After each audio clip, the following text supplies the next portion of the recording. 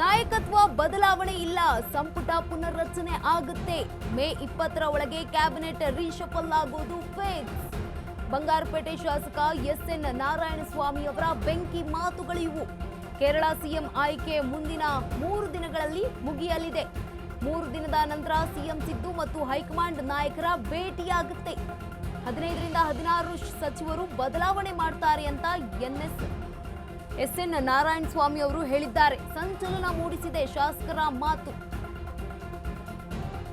ನಾಯಕತ್ವ ಬದಲಾವಣೆ ಇಲ್ಲ, ಸಂಪುಟ ಪುನರ್ರಚನೆ ಆಗುತ್ತೆ. ಮೇ 20ರ ಒಳಗೆ ಕ್ಯಾಬಿನೆಟ್ ರೀಶಫಲ್ ಆಗೋದು ಗ್ಯಾರಂಟಿ. ಬಂಗಾರಪೇಟೆ ಶಾಸಕ ಎಸ್ಎನ್ ನಾರಾಯಣಸ್ವಾಮಿ ಅವರ ಬೆಂಕಿ ಮಾತುಗಳಿವು. ಕೇರಳ ಸಿಎಂ ಆಯ್ಕೆಯ ಮುಂದಿನ 3 ದಿನಗಳಲ್ಲಿ ಮುಗಿಯುತ್ತೆ. ಬಳಿಕ 3 ದಿನದ ನಂತರ ಸಿಎಂ ಸಿದ್ದು ಅವರು ಹೈಕಮಾಂಡ್ ನಾಯಕರನ್ನ ಭೇಟಿ ಮಾಡ್ತಾರೆ. 15ರಿಂದ 16 ಸಚಿವರು ಬದಲಾವಣೆಯನ್ನ ಮಾಡ್ತಾರೆ ಅಂತ ಹೇಳಿದ್ದಾರೆ. ಸಂಚಲನ ಮೂಡಿಸಿದೆ ಶಾಸಕ ಎಸ್ಎನ್ ನಾರಾಯಣಸ್ವಾಮಿ ಅವರ ಮಾತು.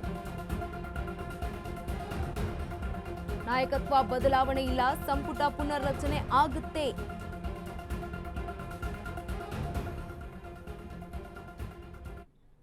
ಇನ್ನು 3 ದಿವಸ ಒಳಗಾಗಿ ಗೌರವಾನ್ವಿತ ಮುಖ್ಯಮಂತ್ರಿಗಳು ರೀಶಫಲ್ ಬಗ್ಗೆ ಮಾತಾಡಲಿಕ್ಕೆ ನಮ್ಮ ಕೇಂದ್ರ ನಾಯಕರನ್ನು ಭೇಟಿ ಮಾಡ್ತಾ ಇದ್ದಾರೆ.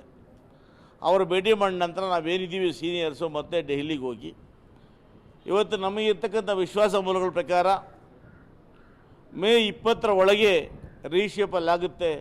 ಸುಮಾರು ಒಂದು 15ರಿಂದ 16 ಜನನ ಬದಲಾವಣೆ ಮಾಡ್ತಾರೆ ಅಂತ ಒಂದು ಸಂದೇಹ ಇದೆ. ಅದರ ಪ್ರಕಾರ ಖಂಡಿತ ಕೂಡ ಈ ತಿಂಗಳಲ್ಲಿ ರೀಶಫಲ್ ಆಗುತ್ತೆ ಅನ್ನೋ ಒಂದು ಆಶಾಭಾವನೆ ಇದೆ. ಇಲ್ಲ, ನಿಜ ನಿಜ. ಆದರೆ ಇವತ್ತಿನ ಮಾಹಿತಿ ಪ್ರಕಾರ ಯಾವುದೇ ಕಾರಣಕ್ಕೂ ಕೂಡ ಮುಖ್ಯಮಂತ್ರಿ ಬದಲಾವಣೆ ಆಗತಕ್ಕಂಥ ಸೂಚನೆಗಳು ಕಾಣಿಸ್ತಾ ಇಲ್ಲ. ಇದು ಹೈಕಮಾಂಡ್ ಯಾವ ರೀತಿ ತೀರ್ಮಾನ ತಗೊಳ್ತಾ ಗೊತ್ತಿಲ್ಲ. ಒಂದು ವೇಳೆ ಹೈಕಮಾಂಡ್ ಯಾವುದೇ ತೀರ್ಮಾನ ತಗೊಂಡ್ರು ಕೂಡ ನಾವೆಲ್ಲ ಬದ್ಧರಾಗಿದ್ದೇವೆ.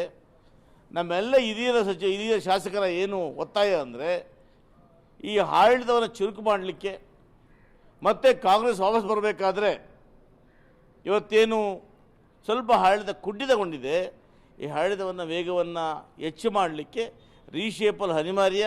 ಹೊಸ ಮುಖಗಳಿಗೆ ಅವಕಾಶ ಕೊಟ್ಟು ಸರ್ಕಾರವನ್ನು ಇನ್ನಷ್ಟು ಅಭಿವೃದ್ಧಿ ಪಡೆದಲ್ಲಿ ಕೊಡಲಿಕ್ಕೆ ಸಹಕಾರಿ ಕೊಡಬೇಕು ಅಂತ ನಮ್ಮೆಲ್ಲರ ಬೇಡಿಕೆ. ಇನ್ನು